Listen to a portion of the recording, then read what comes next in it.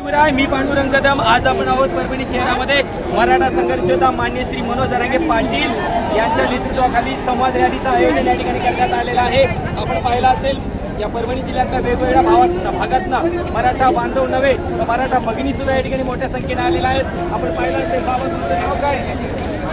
मोठ्या आवाजात आडनाव रोडगे कोणेगावून आलेले तुम्ही? जवळगावचे। तुमचं वय किती असं अंदाजे?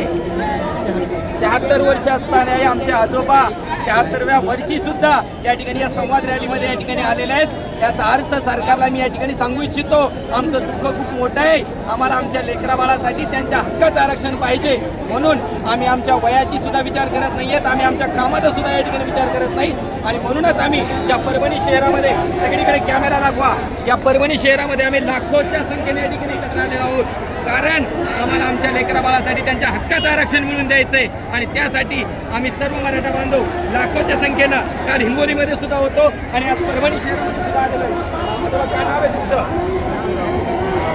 रोडगे, तुम्ही सुद्धा रवळगावचे बाबांचं सुद्धा या ठिकाणी वय आहेत, तरी सुद्धा या ठिकाणी या संवाद रॅलीसाठी ते खास करून उपस्थित आहेत। आमचे परमस्नेही आहेत निशिकांत रोडगे। आमच्या मराठा आरक्षणाच्या लढ्यामध्ये प्रत्येक वेळी आमच्या खांद्याला खांदा लावून या ठिकाणी मराठा आरक्षणाचा लढा लढण्याचं काम या ठिकाणी आमचे मित्र करत आहेत। निशिकांत, आपल्या गावावर किती गाड्या आलेल्या आहेत? भरपूर, म्हणजे 4-5 किती गाड्या आहेत? 9-10 गाड्या आलेल्या आहेत। रोडगाव रबळगाववरनं 9 ते 10 गाड्या या ठिकाणी आलेल्या आहेत। आणि आपण दुसऱ्या भागातून सुद्धा आलेले मराठा बांधव आहेत। बंधू, काय नाव आहे तुमचं? पुण्यागावरून आलेले आहेत, हट्ट्यावरून आलेले आहेत। किती गाड्या आल्यात आपल्या हट्ट्यावरनं? 10 गाड्या। आता तुम्ही पाहिलं असेल सध्या कामाचे दिवस आहेत, आपल्याला शेतामध्ये खूप सारे काम आहेत, तरी सुद्धा तुम्ही इथं आलेला आहेत। काय कारण आहे ते येण्यामागचं?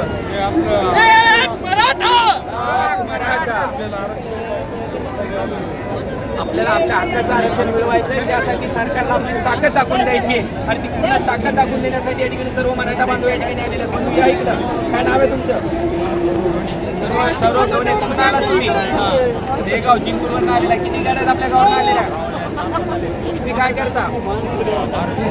12वी शिक्षण झालेले? 12वी आता फर्स्ट इयरला आहेत का तुम्ही? 12वीला किती पडलाय तुम्ही? किती टक्के पडले 12वीला? 60% मार्क्स पडलेले आहेत। काय होतं तुमचं? कॉमर्स, आर्ट, सायन्स होतं? तुम्हाला मग काही नीट वगैरे CET एक्झाम दिली असतील ना तुम्ही? CET दिली होती निश्चित असतं, त्याच्यामध्ये तुम्हाला आता पुढं ऑप्शन काय करणार आहे तुम्ही?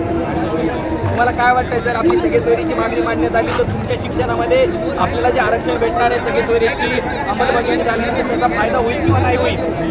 निश्चितच आपण पाहिलं असेल कॉलेजला जाणारे आमचे तरुण भाऊ आहेत, ते सुद्धा या ठिकाणी इथे उपस्थित आहेत आणि त्यांचं पण असं म्हणणं आहे की आम्हाला या ठिकाणी आमच्या हक्काचं आरक्षण मिळालं पाहिजे आणि म्हणून त्या ठिकाणी त्या धन्यवाद भाऊ। आपण पाहिलं असेल आमची ताई सुद्धा या ठिकाणी मराठा आरक्षणाच्या लढ्यामध्ये आमच्या सोबत आलेली आहेत। पाहिलं असेल आमच्या छोट्या छोट्या बहिणी सुद्धा या ठिकाणी या मराठा आरक्षणाच्या लढ्यामध्ये सहभागी झालेल्या आहेत। दीदी, तुझं काय नाव आहे? स्मिता ज्ञानोबा कदम, म्हणजे माझ्या भाऊकी, म्हणजे माझी बहीणच या ठिकाणी खास करून या मराठा आरक्षणाचा लढा लढण्यासाठी आलेली आहे। दीदी, तू कोणत्या वर्गात आहे? 4थीला आहे। तर पुण्यागावरून आलेली आहेस तू? पुण्यावरून आलेली आहे। मग तुम्हाला सांग दीदी, तू इथं का बरं आलेली आहे? तुला कोणी सांगितलं की तुला आज यावं लागतं या संघटना रॅलीसाठी? पप्पांनी सांगितले। तुला काय वाटतं का की आपल्याला आरक्षण भेटलं पाहिजे म्हणून? मग आपल्याला मराठा आरक्षण कोण देऊ शकतं? जरांगे पाटील। जरांगे पाटील या ठिकाणी देऊ इच्छितात, देऊ शकतात आपल्याला, कारण त्यांच्या पाठीमागे आपण खंबीरपणे उभे आहोत। ताई, तुझं काय नाव आहे? साक्षी ज्ञानोबा भोसले। तू कुठून आलेली आहे? तुला काय वाटतं, आपल्याला जर आपण एवढ्या ताकदीने इथे एकत्र आलेलो त्याचा फायदा होईल किंवा नाही होईल? होईल निश्चित। तू शाळेमध्ये जातेस का? कोणत्या वर्गात आहे? फर्स्ट इयरला आहे। तुला असं वाटतं का की जर आपल्या मराठ्यांना आरक्षण भेटलं तर निश्चितच त्याच्या शिक्षणामध्ये आपल्याला फायदा होईल म्हणून? धन्यवाद। आपण पाहिलं असेल, तुझं काय नाव आहे?